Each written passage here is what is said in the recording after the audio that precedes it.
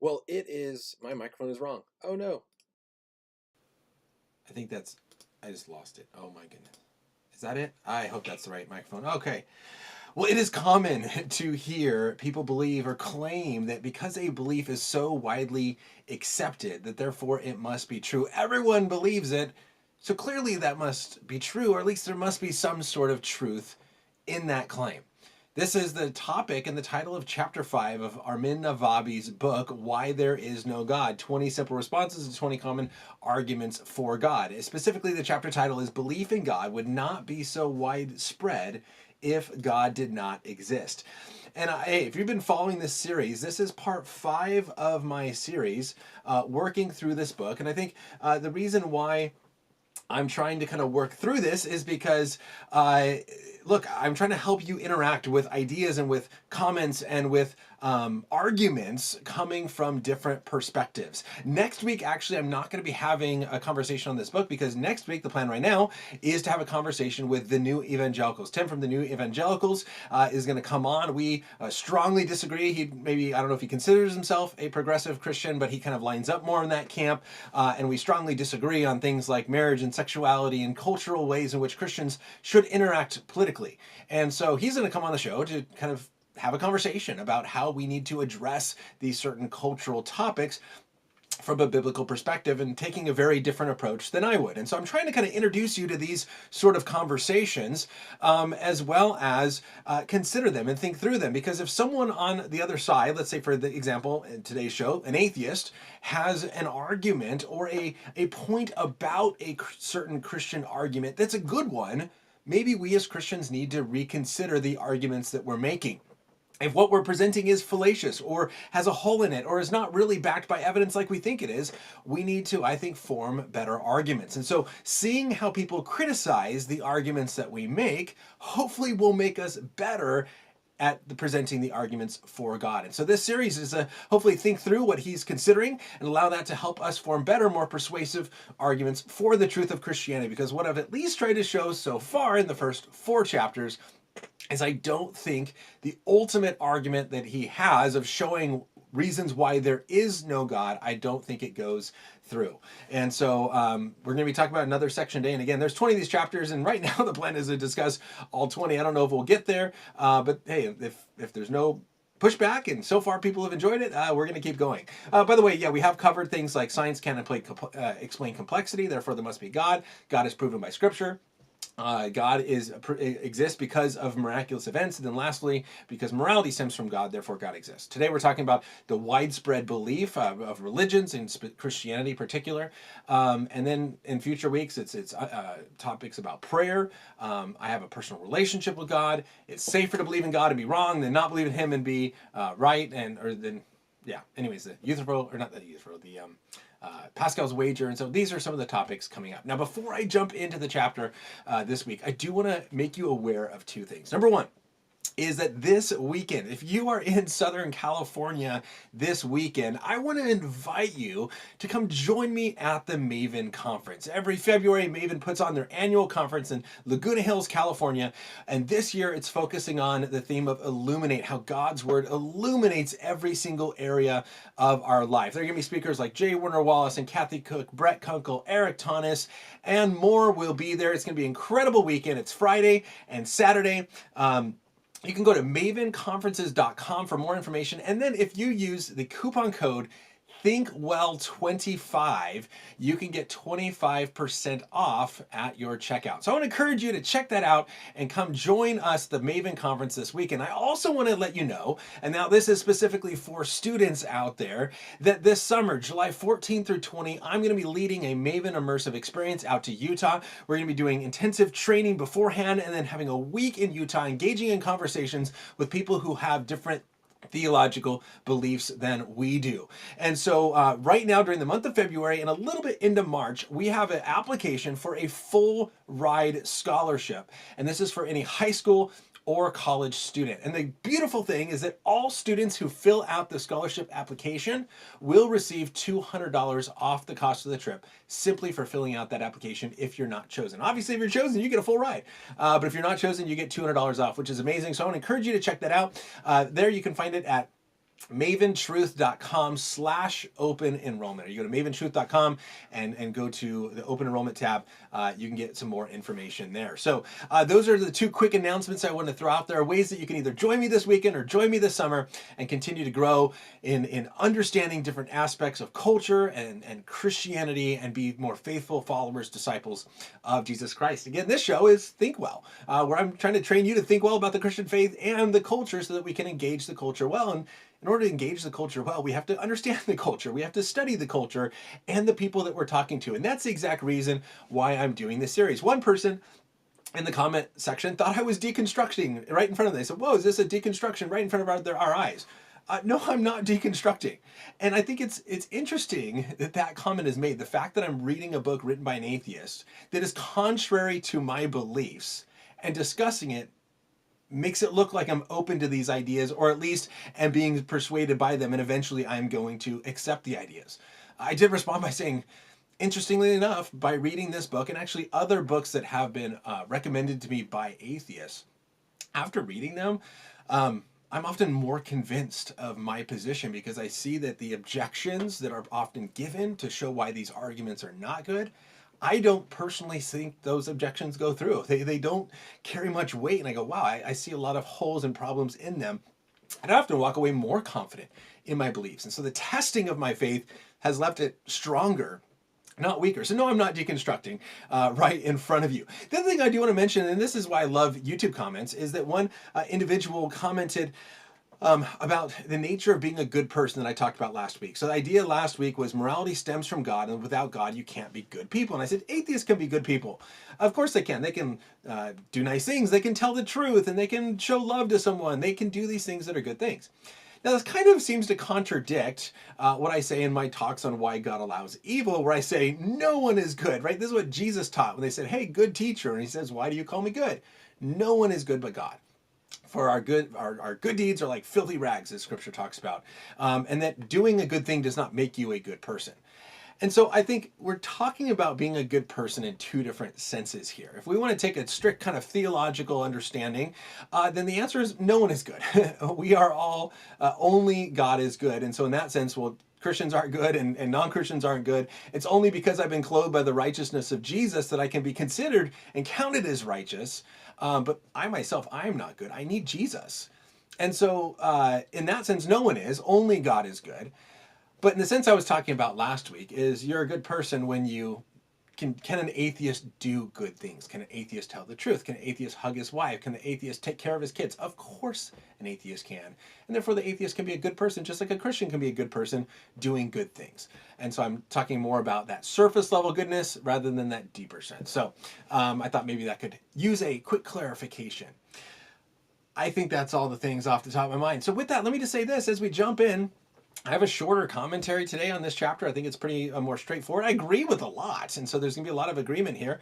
And so, again, if you are watching on Instagram or YouTube, put a question or comment in the live chat that you want to talk about. I see that 1 hour has already come in.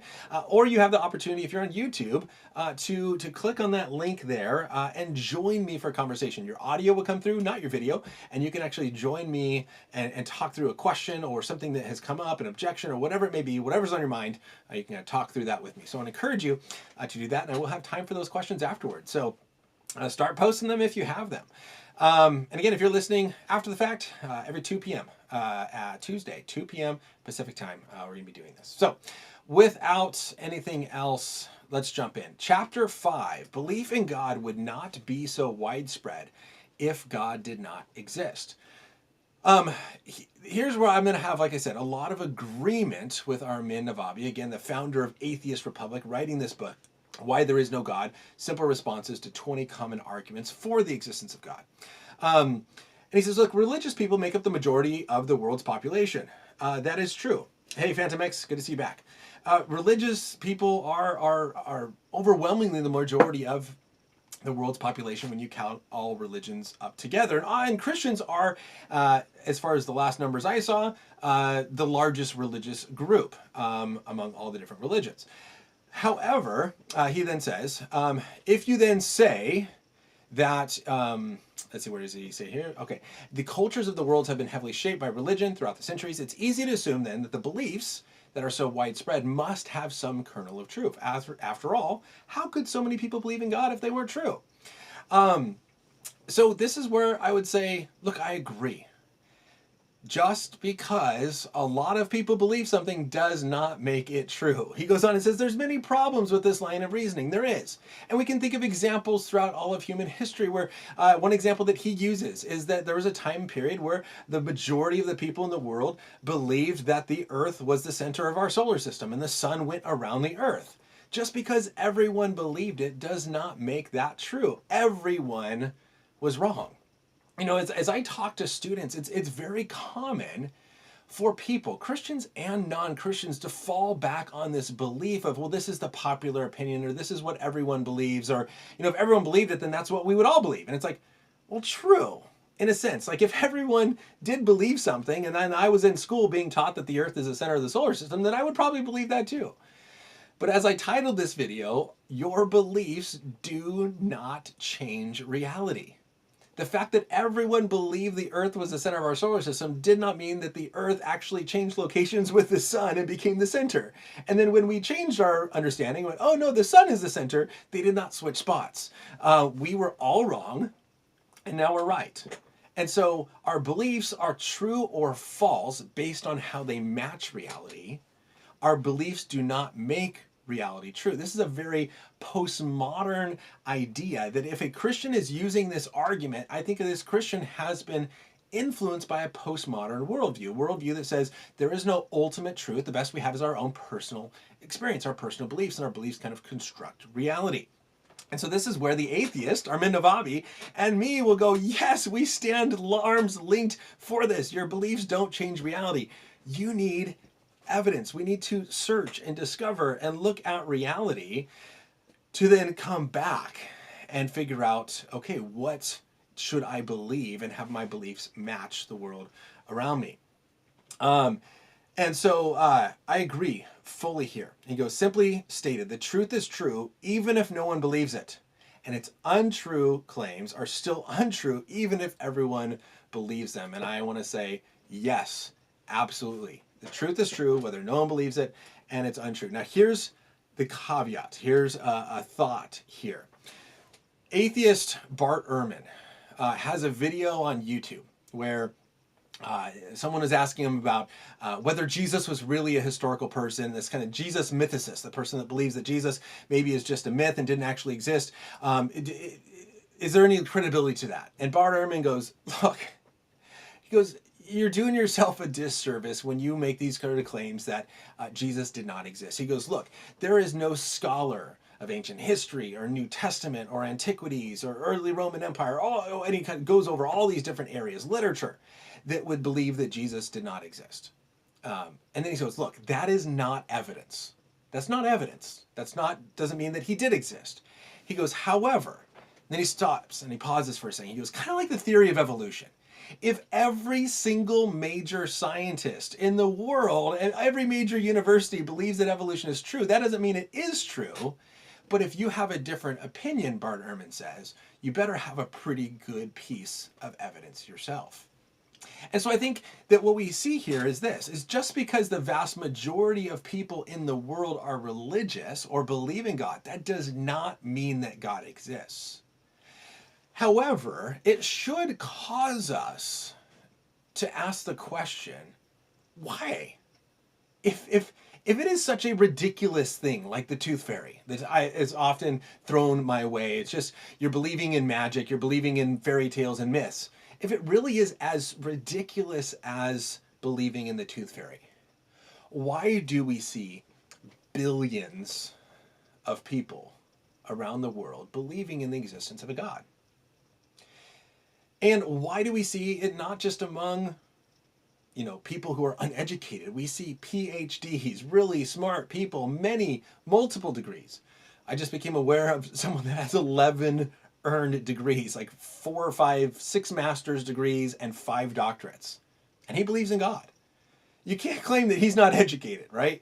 Why is it that super smart scientists and philosophers and theologians and all these different areas of people, and billions of them, why do they believe in some sort of God? that should, I think, at least probe that sort of question. So while it is not evidence that it is true, it's not proof that it's not true. It doesn't follow logically, therefore it is true. It at least causes me to go, man, there seems to be something more than simply just ridiculous nonsense.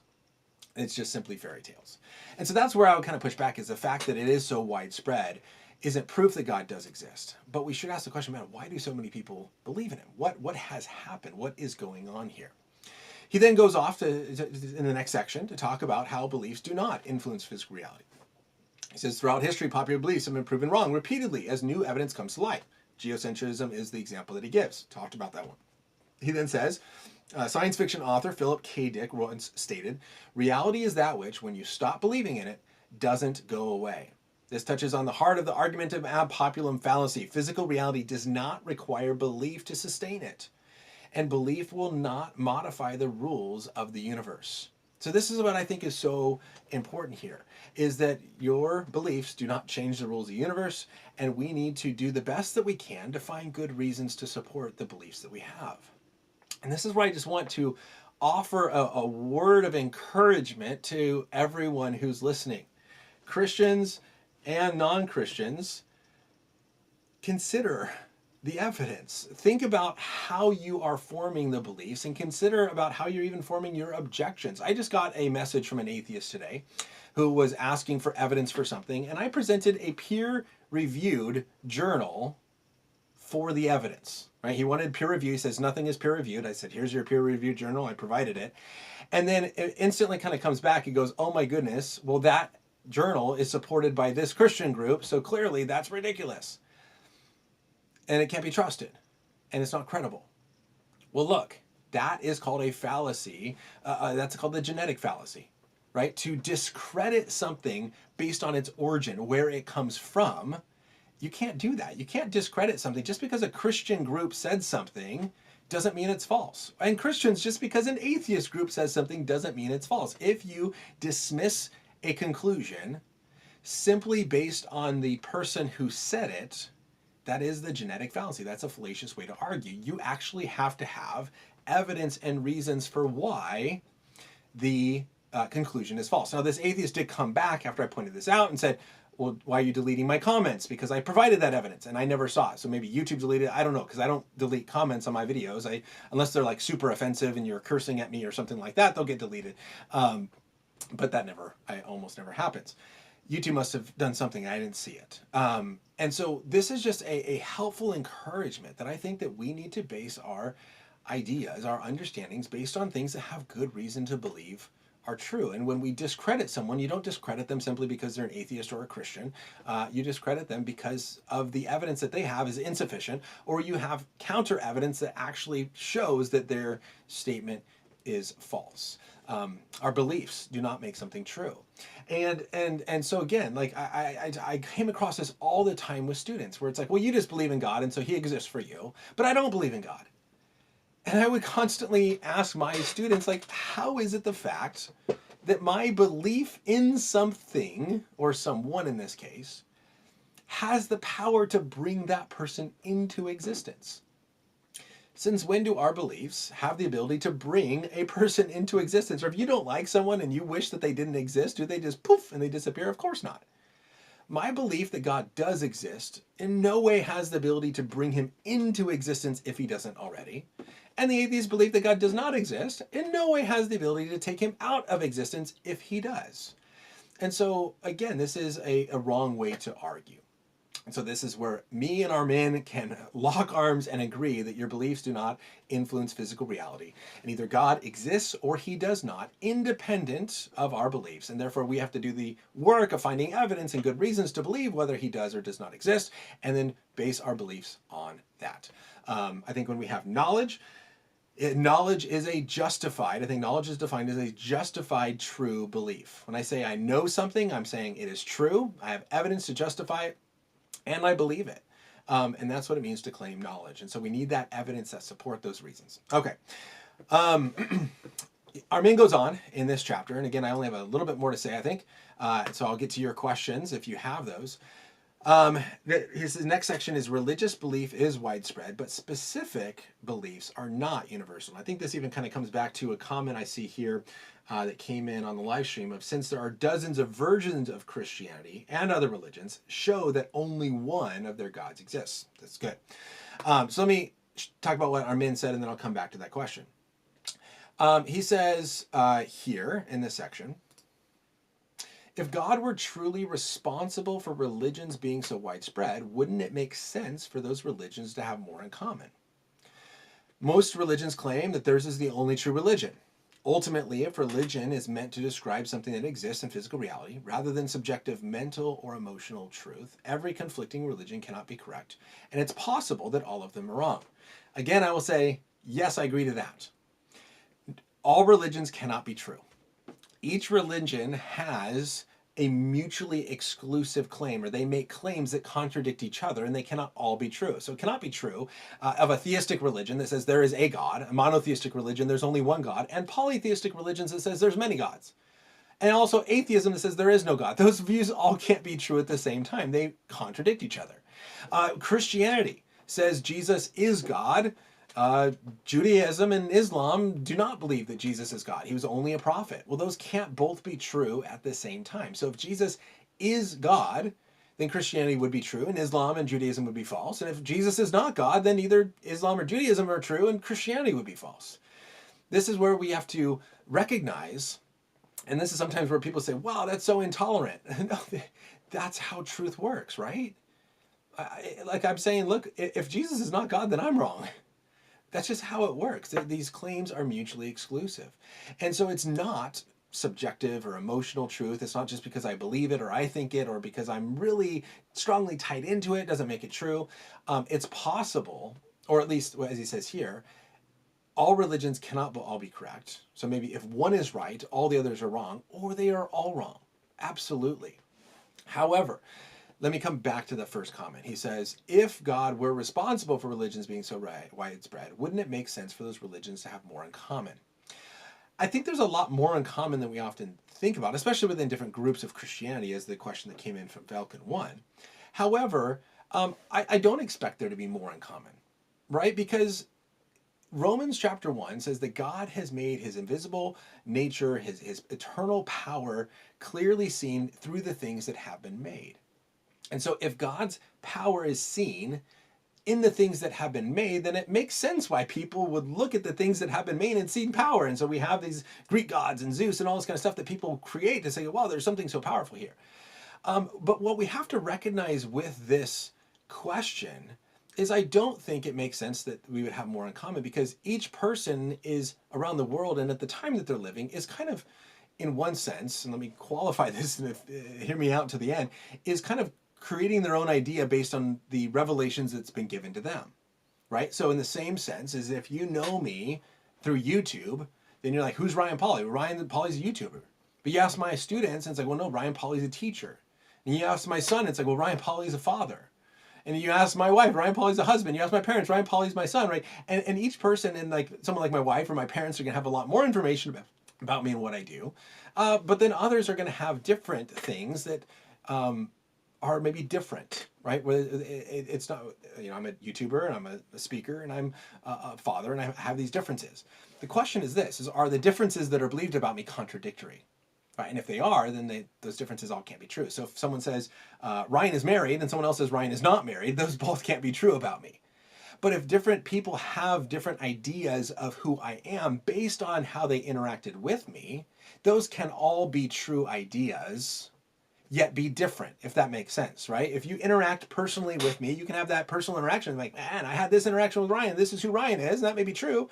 Someone else had a different interaction, and that also may be true, and they're not contradictory. And so, in one sense, I'm not surprised if God has kind of, in a general sense, revealed himself, that there's a lot of really crazy and contradictory views about God when we look at different religions. That absolutely is true. That people are trying to grab or trying to understand the world around them and posit these sort of deities, but then they kind of construct their view of God based on their cultural circumstance.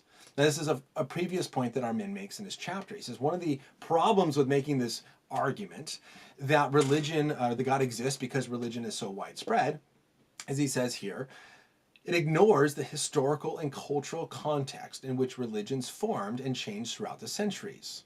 The worlds and cultures did not independently arrive at religious beliefs and stick with those beliefs unchanged. Instead, religions were frequently formed through complicated circumstances, invasions, militaristic takeovers, and ideas were stolen, borrowed, and modified by conquering nations.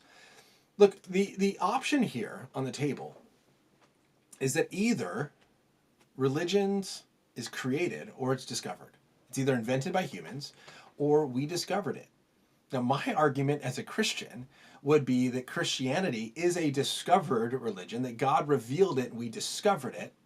And therefore, since Christianity is true, any religion that contradicts it is by definition false, and then also then created. I think that, Joseph Smith created Mormonism. I think that a lot of these other religions are created, maybe based on things that people kind of see around them, but ultimately it is an invented, created religion. And again, it's not an all or nothing. It's not either it was created or invented. For each specific religion, yes, but as a whole, you can't say because all these other religions are created, therefore Christianity was too. It's possible for one to be discovered, the true account of reality, and the rest are created. It's possible that they're all created. They can't all be discovered because they contradict, if that makes sense. And so that's where I would say, yes, I'm not surprised that religions have a lot of differences, because I think a lot of people were influenced by their cultures in how they created and invented the things. So based on the things that are going on around them, they create religions that address those sort of issues. Absolutely. But that doesn't, you can't then take that and then say, and I don't think Armin is necessarily doing this here, but you can't then take that and say, therefore all religions are created and therefore all of them are false. I'm just using this to help answer the question of, if God really is responsible for religion being so widespread, wouldn't it make sense for those religions to have more in common? Not necessarily. God has revealed himself, and then people have the freedom then to really take their ideas other places and to vent and to go from there. And that's where we have to evaluate each one on its own. He then goes on and says, similar to the evolution process of living beings, it's possible that religions have evolved as a self-replicating set of ideas in a way that takes advantage of natural sentiments and desires to increase the rate in which they spread while disguising their true nature. Now, here's the interesting point I want to point out here. And notice how this works, and maybe in other areas in which you're doing. I'm trying to draw principles out of these chapters as well. He says, it is possible that religions have evolved, true. And then he says, he quotes Daniel Dennett and says, if some religions are culturally evolved parasites, okay, and then he goes on, and then the conclusion he draws at the, and this is all in one paragraph, then the conclusion he draws at the end of the paragraph is, the religions that we have today are a small fraction of the religions that have existed throughout human history. The ones that we are left with have survived because they have more effectively adapted to attract and hold the allegiance of many people. So he says, it's possible they've evolved, if some religions have evolved, and then therefore says they have evolved, they have adapted. I don't think saying it's possible, and if this is true, is support for the conclusion that it is true. Does that make sense? Like, if you're going to show that religions have evolved, then there needs to be clear evidence of their evolution, not just saying, well, it's possible they have. Right? That's where it doesn't fit. So is it possible that religions have evolved? Sure, and some have. And I think some way that he might say Christianity has evolved because Christianity holds to what is called progressive revelation, that God did not reveal himself fully and completely from the very first verse of the Bible. There are things like Jesus being God that was not revealed till later. And there's ideas and doctrines that took a while to flesh out. It's not changing, but it's being added to, or maybe some ideas are changing, but ultimately being added to and adjusted based on how God is revealing himself at that time. Again, just like in a conversation that if I have, the more time I spend with you, the more maybe your idea of me is more complete, is more full. You have more knowledge of who I am, and you know deeper things about me. In one sense, you could say that's evolving or changing, but in another sense, you could say it's just growing. It's deepening, not necessarily changing in this different way. And so, again, I would agree with him here that yes, many religions have evolved. Many religions are based on culture. Many religions are adapting to their cultural moment. However, the ones that we have left, he says, are only left because they adapted effectively. And I would say, or the ones that we have left are left because they're true. Like, isn't that another possibility? Isn't it a possibility that, let's say for Christianity, that it is so widespread and has lasted persecution and has lasted the time and has lasted through so much because it's true, because people actually are experiencing the risen Jesus. People are experiencing transformed lives. People are experiencing forgiveness from sin. People are actually seeing the evidence and going, wow, that does make sense. I do think that it leads to these sort of conclusions. And for that reason, isn't it possible for that reason? That's why it's happening. If now both of those are possibilities on the table, then can we simply at that point to say, therefore? No, those are both possibilities. And so we need to look at the claims of people and what they're going through to try to understand that. And so just because it's possible doesn't mean that it's true. Hopefully that makes sense. He goes on in the next paragraph, says researchers at Ohio State University have identified 16 separate psychological desires that motivate people to seek religion, such as honor, idealism, acceptance, interdependence, and fear of death. It's likely that religious beliefs have been so widespread because they tap into the psychological desires of many people, not because of their external proof of their veracity. And that's the last sentence of this chapter. Now, this is, again, where it's just such an interesting thought that he brings out, where there are desires that we have, and there's arguments for Christianity based on the argument for desire. I interviewed Dr. Greg Gansel on the argument from desire, where C.S. Lewis lays out this idea that we have these deep desires, like a desire for food, and our hunger is because there's food, and thirst and because there's water. And so if we have these desires that are not satisfied by physical things of this world, then maybe that's evidence that we're created for a different world that will satisfy those things. We have a desire for justice. We have desires for love. We have desires for truth. We have desires for equality. We have these deep desires for good things. And is it not possible that we have these because God has actually built those into us? And so absolutely, there is a beauty of Christianity that is not just intellectually satisfying to many people, but it is also emotionally satisfying, and it's psychologically satisfying. That it kind of is this whole package that you get. And this is one of the pushbacks that I have with an atheist naturalist story, where I had this conversation again with the Faithiest Atheist, and it came out in that conversation where, look, if there is no objective morality, if there's no ultimate right from wrong, then what do you say to the little girl who gets diagnosed with some terrible, horrible disease and dies a painful death, or the little girl who is molested and abused by some man, and you just go, and then dies and is murdered? You just go, well, bad luck? Is there no sense of justice? Is that guy ever going to get punished? Is she ever going to get rewarded? Like where is that? And there's these deep desires, and it's like, yeah, sometimes those desires are nice, but ultimately, yeah, no. And he said, yeah, it's you have to go back to figure out exactly what he said, but yeah, it's just those are just desires that we have that probably don't get fulfilled in a sense. I think that's where you can say that Christianity has maybe a more complete package or a more complete story. And it's not that we ignore evidence and just go, well, it makes me happy and it satisfies my desires and therefore, but it is all of the above. It is emotionally satisfying. It's intellectually satisfying. It's psychologically satisfying. It really does address the human problem. It really does provide a solution to the human problem. It is the complete story of reality. I think that's a benefit to the Christian story. And so while are there some people that simply accept it because of fear of death? Yes. Are there some people that accept it simply because it makes them happy? Yes. Are there some people that accept it simply because they're accepted into a community and therefore they just want to be part of the community? Sure. But are there others that accept it because of external proof of their veracity? Yes. And are there some that it's in all of the above? Absolutely. And so again, I don't think that we can say, here's how many people, why many people seek religion, and therefore, that's everybody. I don't think it is. And so I want to agree, as I kind of close off this thought, I want to agree with this chapter that your beliefs do not change reality. Just because you believe God does exist doesn't mean he does. And just because you don't believe he doesn't mean he doesn't. We need to look at evidence. But there's other ways, there's other types of evidence than simply scientific evidence. There are philosophical arguments. I think there's deep desires within us that can be satisfied and met. For example, it's like, how do you know this person loves you? Because the way they make me feel comforted. right? Can you prove to me they love you? Maybe I can't, but I know they do. Right? I think there's things that we can say we know because of a personal experience that we have, even if I cannot prove their veracity to you. Right? This is firsthand knowledge. Where I know what I dreamt. I can't prove to you what my dream was. We talked about this a little bit with the miracles. We talked about near-death experiences.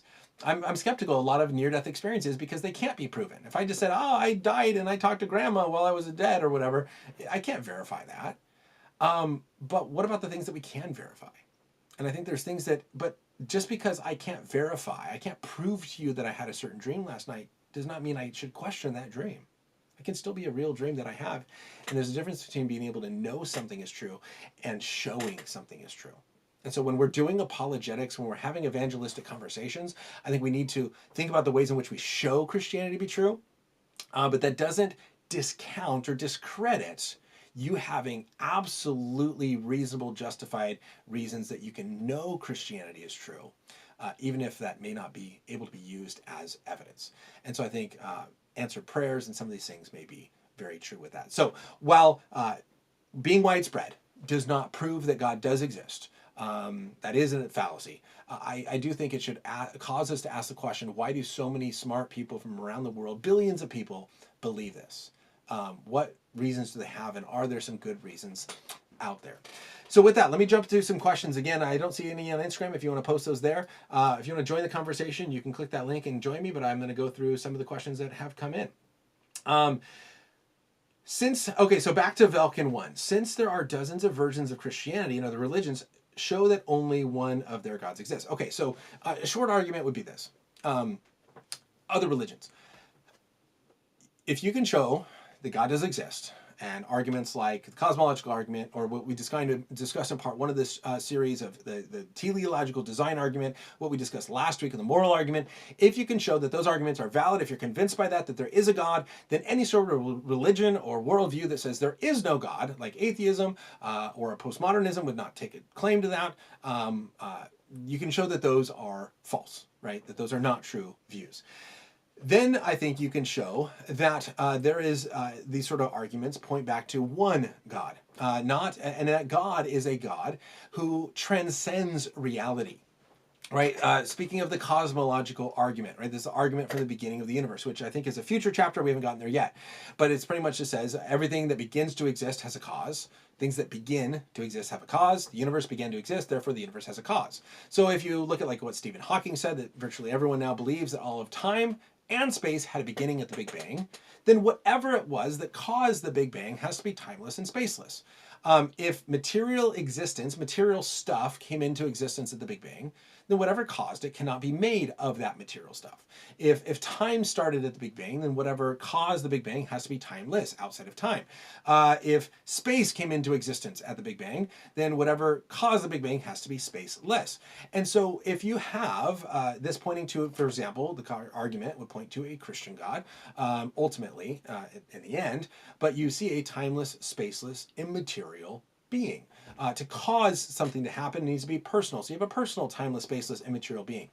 This then would discount all the gods of the Greek religions and Roman pantheon, because those are created beings, right? This being an uncreated being, the uncreated creator.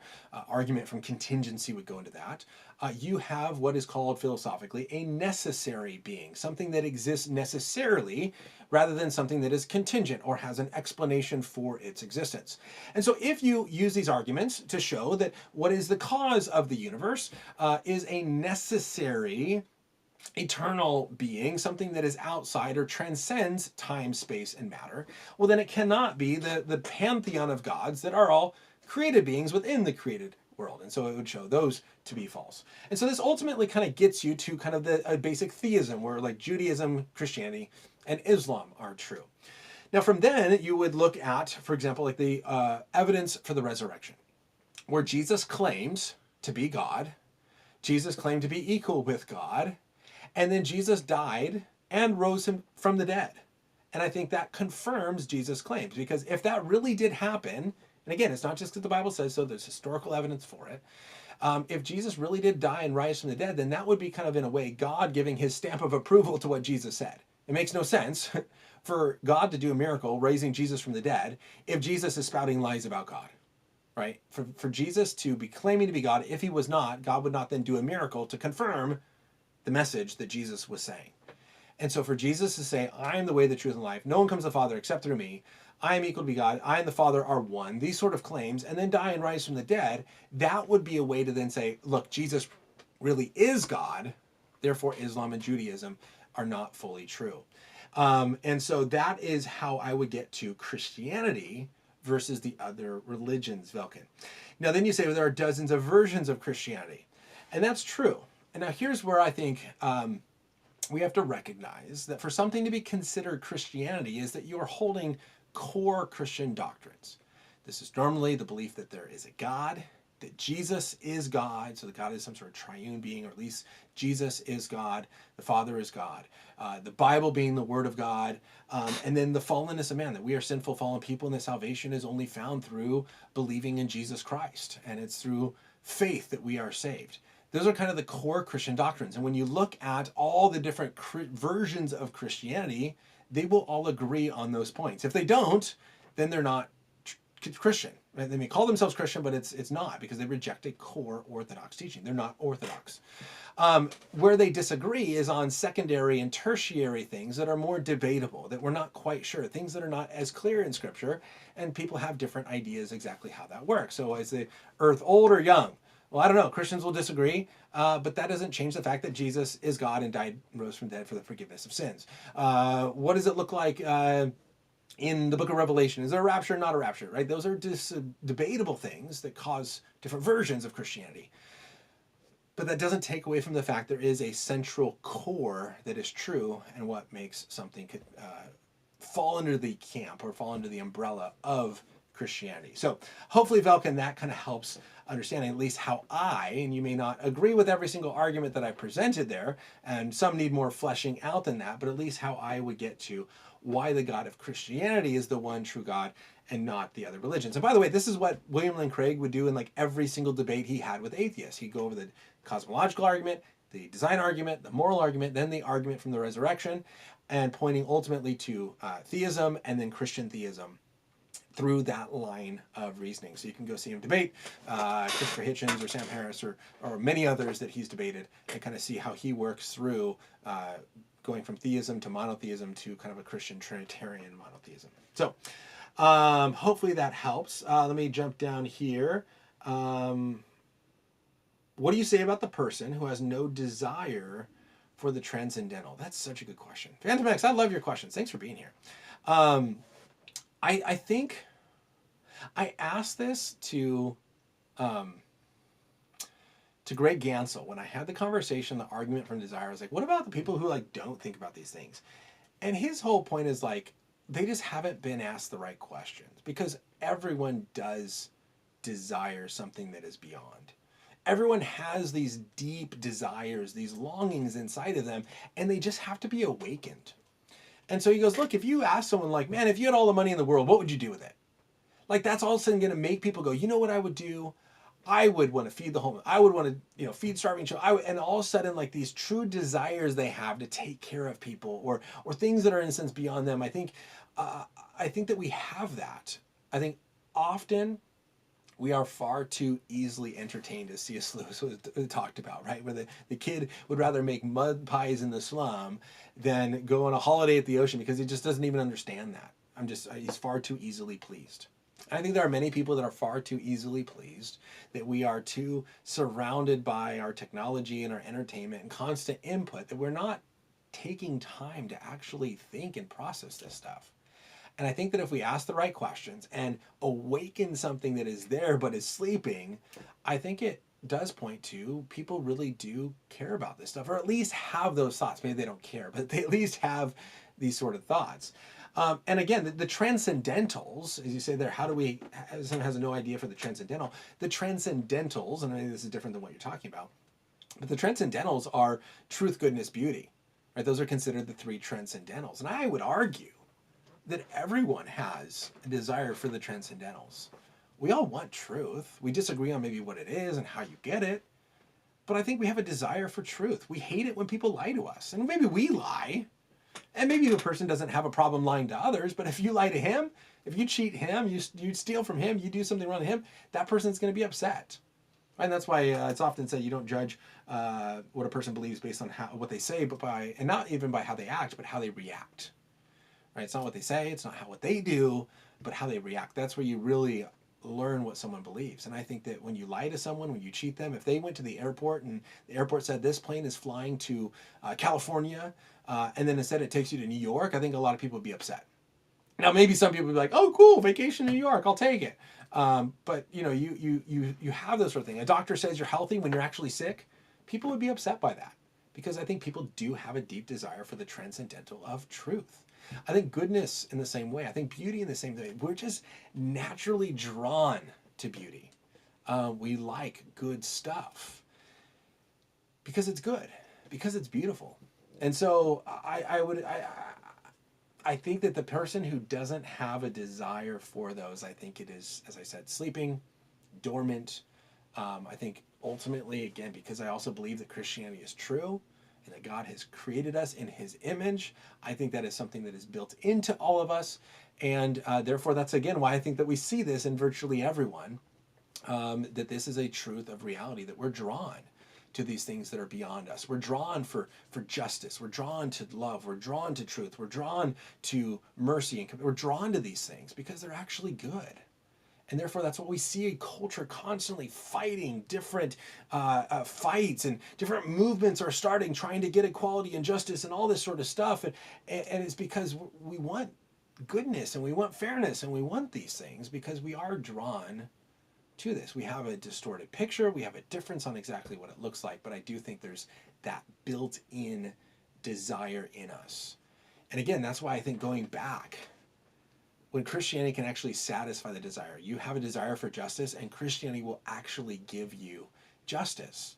God, at the final judgment, will ultimately set all things right. We actually have our desires satisfied, rather than, I think, in a naturalistic, secular, atheist view, there are going to be wicked, evil people that just die and never get punished. And there's going to be wonderful, good people that just die and never get rewarded. There's no sense of ultimate justice. And I think that's why when people go, man, why do bad things happen to good people? The common question, argument against God is why God allows evil. Why does that upset us? Right? Why is the problem of the evil why is it the biggest argument against Christianity? Because people don't like when they see someone who is, in their eyes, a good person getting something bad happen to them. That is unfair. We want fairness. And I think ultimately, in a secular atheist view, ultimate fairness will never happen. Because if we don't achieve that fairness here by punishment or reward, and that person dies, you just got unlucky. Christianity actually satisfies those desires. Again, which is, I think, an aspect pointing to confirmation of its truth. It can satisfy us. It passes all the tests. Let me just finish with this. And if there's any other questions, I don't see anything that comes in. Let me just finish with this. One of the books that I used to teach from gives 4 tests to see if a worldview is true. And there was the test of reason. Is it even reasonable? Or is it completely fallacious? Is it logically contradictory, right?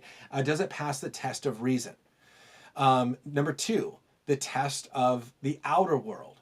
Does it have external evidence to support it? There's the test of the inner world. Does it satisfy my deep longings, desires, aspirations, those sort of things? And then lastly, there's the test of the real world. Now, apply these ideas to the real world. What are the consequences? And that's where I would say, yes, it shouldn't only be the inner world. Well, it makes me happy, and therefore it's true. But when you look at all 4, you say Christianity, I think, is reasonable. I don't think it's logically contradictory. I think it's logically consistent. There may be some difficult parts, but I think they can be explained. I think when you do the test of the outer world, there is evidence to support the claims of Christianity. When it passes the test of the inner world, it does satisfy our deep longings and desires. And I think it passes the test of the real world. Christian morality put into actual practice. People often get mad at Christians and the way they act, and I think it's because Christians are not acting in a way that's consistent with Jesus. Right? If people actually live consistent with Jesus and loved one another and were compassionate and loved their enemy as themselves and these sort of things, If people lived out a Christian sexual ethic, there would be no STDs, and there'd be no divorce, and there would be no cheating on husbands and wives, no unfaithfulness, there'd be no molestation, there'd be no abuse, there'd be no any of this stuff. Christian ideas actually put into practice would make the world a much better place. And you have secular historians agreeing with this, that it's because of Christian ideas that's led to our education system, where we want people to be educated so they're not taken advantage of. It's led to our healthcare system, where we want to heal people because bodies are valuable, and we want to bring restoration and healing to people, and therefore we have health systems. Christians have led to the abolition of slavery and the women's and children's rights and all these sort of things. And atheist scholars like Tom Holland wrote the book Dominion, where he talked about it's because of Christianity that has given us everything good in our culture. Again, he says that doesn't make it true, but you can't take away from the fact that Christian ideas applied to the real world consistently bring benefits to people. And so I think that's where we look at all four tests. And I would argue that Christianity passed all four tests and therefore is true. Isn't the desire for justice just what Armin was talking about? I don't know what part, if you're talking about this week or last week, on that desire for justice. But again, I think let me, as you maybe clarify, if it's about last week. Yes, it's justice, but the question is, do we have a foundation, right? An atheist can fight for justice, and a Christian can fight for justice, but then we can ask the question, why is justice good? And I think it's only a Christian that can give an answer to that. That has an explanation that transcends because I like it, or because it helps me, or because it helps our culture, and it's like, well, but why that? And it's ultimately because God is just, that therefore justice is good. And so, our desires don't change reality, but when our desires match reality, when our desires are fulfilled, I think that's a beautiful thing. So, all right. Wow, I still went 51 minutes this week. So with that, Phantom X, thank you. If you have any last comments, throw those in there. But again, I appreciate your questions. Man, your questions are so thoughtful and so good. I appreciate you coming every week and throwing those out there. I really do. Enjoy it and look forward to it. Everyone else, thanks for being here. Slam, thanks for being here. Wesley, everyone over on Instagram, I don't know if anyone's still watching, and everyone who watches after the fact, thanks for being here. Again, let me just throw it out. This weekend, the Maven Conference, Southern California, Laguna Hills, on the Authority of Scripture, J. Warren Wallace, Kathy Cook, Brett Kunkel, Eric Thomas, Jonathan Morrow, and more. Use the code ThinkWell25 for 25% off at checkout. You can go to mavenconferences.com for more information, as well as join me this summer. There's a full ride opportunity for high school and college students to head out to Utah with me this summer, July 14 to 20. You can go to maventruth.com/open enrollment to get more information on that scholarship. And if you apply for it and don't get it, you still get a $200 discount on the trip. Feel free to reach out to me on social media, Ryan Pauly 3, for more information on any of those things, or comment on YouTube, and I'll be happy to answer any questions you have. Email ryan@think-well.org. As always, more videos are going to pop up here on the side and hopefully give you more content addressing more issues, helping you think well about the Christian faith and think well about culture so you can more effectively engage the culture for Christ. Thank you, Phantom, for appreciate that. Yeah, super exciting. I just signed my first author contract. I'm going to be contributing a chapter to a book on artificial intelligence. It's set to come out in December, titled Stewarding AI, Faithfully Using Creation Resources. And I've been tasked with the topic of writing on a theology of technology and how when we understand how God has created us to be, how he has created us to live, and how he has created us to relate, then that will give us a framework on how to contain or use technology that will lead to true, lasting human flourishing. And that when we don't use our technology and our artificial intelligence for those reasons, we often see what's happening around the world, where there's depression, anxiety, and a lot of issues and hurt and damage coming from different things like social media and different technologies. So I am super pumped. There's no way I could have written a whole book, so I'm excited that someone came and just offered me one chapter. That's manageable, that's doable. And so, that is due September 4. So you can be praying for me. And sending me resources as I study, as I research, as I prepare, and write that chapter due September 4, and then hopefully having the release of the book in December of this year, 2024. So thank you, Phantom X, for the congratulations on that deal. Super pumped and excited about it. And yeah, so with that, with all of those things said, thank you for joining me this week. Next week, again, not another chapter from this book, but I'm going to be having a conversation with Tim Whitaker from the New Evangelicals on how different perspectives on cultural issues. And so it's going to be a fun one and hopefully encouraging to you and trying to model framework for discussions and conversations with someone who disagrees and someone who thinks very differently. So looking forward to having that next week. And until then, like, subscribe, do all those fun things, share it with a friend or family. And thank you for joining me and being here in this video. I will have, I don't know what I was just going to say. Have a good day. See you next week. Bye, everybody. See you this weekend.